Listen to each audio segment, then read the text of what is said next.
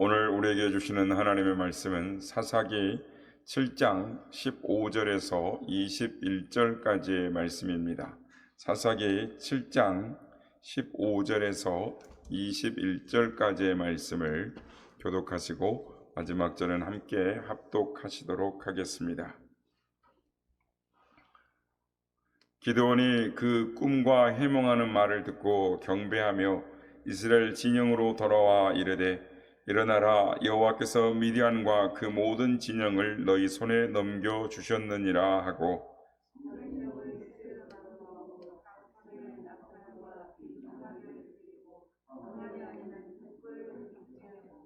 그들에게 이르되 너희는 나만 보고 내가 하는 대로 하되 내가 그 진영 근처에 이르러서 내가 하는 대로 너희도 그리하여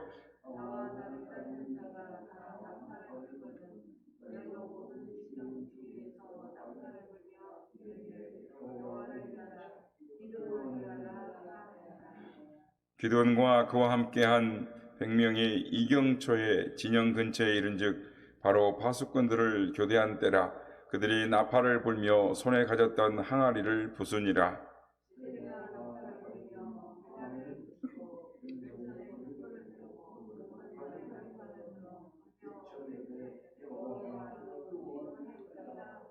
함께 읽겠습니다. 각기 제자리에 서서 그 진영을 에워싸매 그 온 진영의 군사들이 뛰고 부르짖으며 도망하였는데. 아멘. 할렐루야. 오늘도 우리 예배 가운데 함께 하신 주님을 찬양합니다. 그리고 새벽을 깨워 기도의 향연으로 하나님 앞에 예배하는 모든 성도님들께 하나님의 은혜와 평강이 함께 하시길 기원드립니다. 오늘 본문은 기드온의 300용사와 미디안의 동방의 모든 연합된 13만 5천 명과의 전쟁에서 이 대승을 거둔 이 사건을 기록하고 있습니다. 성도는 여러분, 인간이 하나님을 만나고 깊이 경험하면 제일 먼저 바뀌는 것이 있습니다. 그것은 관점입니다. 인간적인 관점이 세상적인 관점이 영적인 관점, 믿음의 관점, 하나님의 관점으로 바뀌는 것입니다. 누가 예배의 성공자가 될 수 있습니까?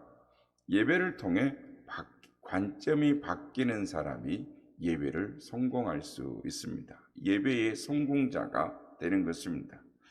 우리는 끊임없이 세상 속에서 인간적인 관점과 세상적인 관점으로 세뇌를 당하고 있습니다.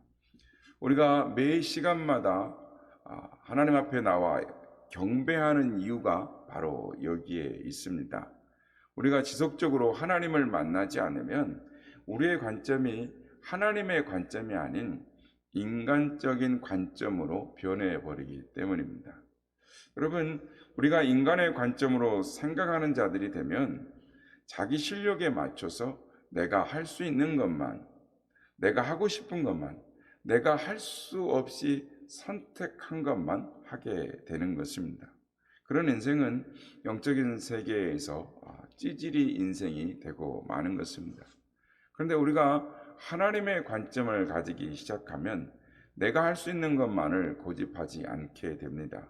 믿음의 눈을 떠서 도저히 내 실력과 능력으로 할 수 없는 일들을 꿈꾸며 준비하며 도전하는 인생이 되는 것입니다.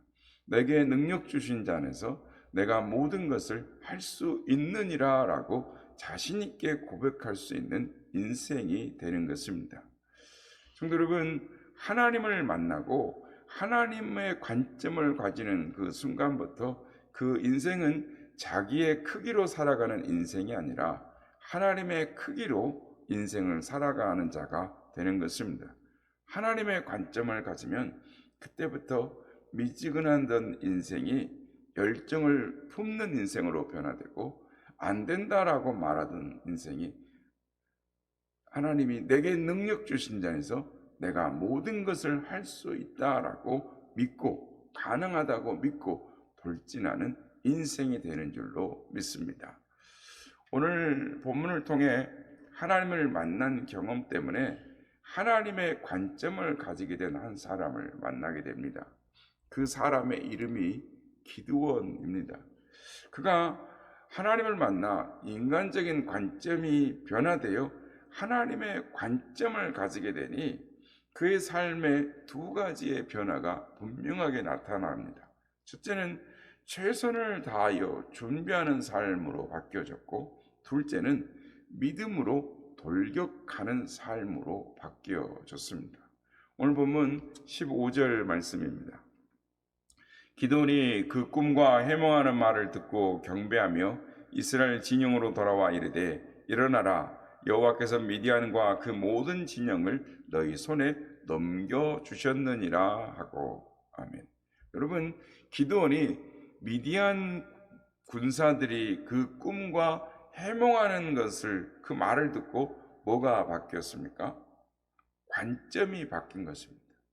13만 5천 명을 공격하는 일은, 이 300명을 가지고 이 대군을 공격하는 일은 불가능하다라고 생각했는데 그 인간적인 관점이 바뀐 것입니다.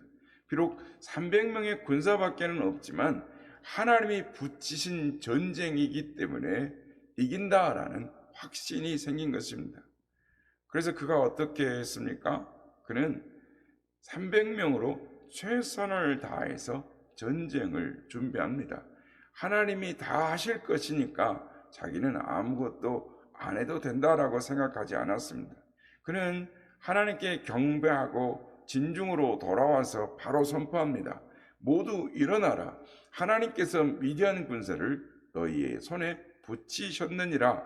그리고 그들과 함께 전략을 세우기 시작합니다. 16절 말씀을 보면 300명을 세 대로 나누고 각 손에 나팔과 빈 항아리를 들리고 항아리 안에는 횃불을 감추게 하는 것입니다. 지금 이들이 들고 있는 무장을 보면 사람을 죽일 수 있는 무장이 하나도 없다라는 것을 알 수 있습니다. 지금 13만 5천 명을 상대로 싸우는 전쟁입니다. 보통 우리가 이제 영화를 보면 이 007이나 이 미션 임파서블 같은 영화를 보면 이 소수 정예 부대가 이 다수를 공격할 때는 이 무장이 특별해야 한다라는 것을 알 수 있습니다. 아무리 뛰어난 기술이 있다 하더라도 무기가 시원치 않으면 다수와의 싸움이 안 되는 것입니다. 지금 기드온의 전략은 여호수아가 여리고성을 무너뜨릴 때처럼 터무니없는 전략이었습니다. 이런 무기와 전략은 고대에 그 전쟁 시기에 한 번도 사용하지 않는, 전혀 사용되어지 않았던 것입니다. 그럼에도 불구하고 기드온은 이와 같은 무장을 지시했고 300의 용사들은 기드온의 말도 안 되는 지시에 순종하고 있는 것입니다.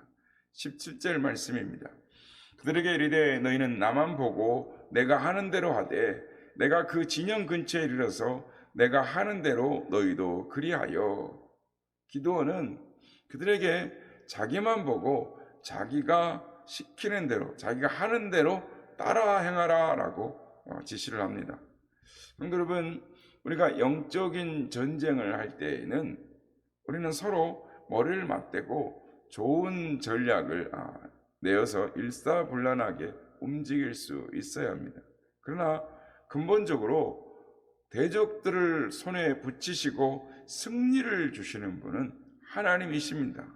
비록 우리의 머리에서 선한 것이 나오지 않는다 할지라도 하나님을 신뢰함으로 믿음으로 움직이는 우리를 통해서 하나님은 놀라운 기적을 행하시는 것입니다. 그러므로 이 사실을 믿느냐 믿지 않느냐, 그래서 물러서느냐, 이것에 따라 하나님의 크신 능력을 경험할 수도 있고 전혀 경험하지 못하는 삶을 살 수도 있다라는 것입니다. 갈림길은 바로 여기에 있는 것입니다. 완전 무장한 골리앗 앞에 다윗이 돌만을 들고 뛰어가는 것은 누가 봐도 죽을 수밖에 없는 무모한 모습인 것입니다. 그러나 말도 안 되는 방법이지만 그 전략에 하나님의 은혜와 역사가 있을 때 기적도 함께 일어나는 것입니다. 그래서 하나님의 일을 할 때 방법의 문제를 가지고 옥신각신해서는 안 되는 것입니다. 특히 교회 지도력에 대해서 문제를 삼고 따지는 일은 삼가해야 합니다. 방법이 중요하지만 그것만이 전부는 아닌 것입니다. 우리가 비록 모자라서 선한 방법이 나오지 않았다고 하더라도 그 어리석은 방법에 하나님이 동행하시면 기적이 일어나고 역사가 일어난다라는 것을 알아야 하는 것입니다.